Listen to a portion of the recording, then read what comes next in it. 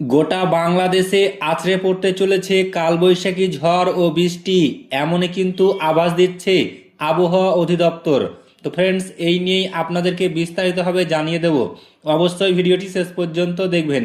তার আগে আপনাদের কাছে ছোট্ট একটি রিকোয়েস্ট করছি, আপনি যদি আমাদের এই চ্যানেলটিকে এখনও পর্যন্ত সাবস্ক্রাইব করে না থাকেন, তবে এইরকমই নতুন নতুন ভিডিও সবার আগে দেখার জন্য অবশ্যই সাবস্ক্রাইব করে নেবেন। সারা দেশে বজ্রবৃষ্টির আভাস দিল আবহাওয়া অধিদপ্তর। দেশের সব বিভাগে আগামী 24 ঘন্টায় বজ্রবৃষ্টি হতে পারে বলে জানিয়েছে আবহাওয়া অধিদপ্তর।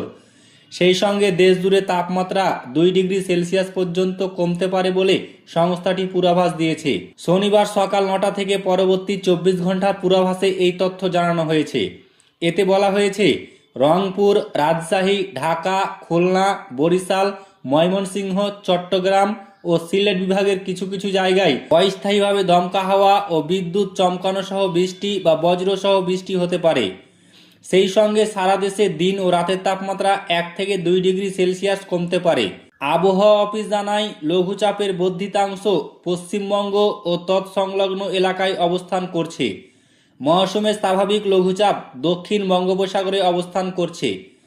এদিকে গত 24 ঘন্টায় দেশের সর্বোচ্চ তাপমাত্রা রেকর্ড হয়েছে যশোরে 37.8 ডিগ্রি সেলসিয়াস।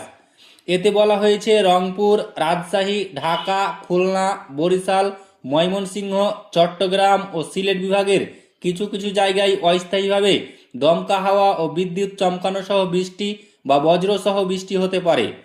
এদিকে গত 24 ঘন্টায় দেশের সর্বোচ্চ তাপমাত্রা রেকর্ড হয়েছে যশোরে 37.8 ডিগ্রি সেলসিয়াস। এই সময় সর্বোচ্চ বৃষ্টিপাত হয়েছে দিনাজপুরে 41 মিলিমিটার। তো ফ্রেন্ডস, এই ছিল আবহাওয়া সংক্রান্ত বিগ ব্রেকিং নিউজ। ভিডিওটি ভালো লাগলে লাইক করবেন, শেয়ার করবেন এবং চ্যানেলটিকে অতি অবশ্যই সাবস্ক্রাইব করবেন।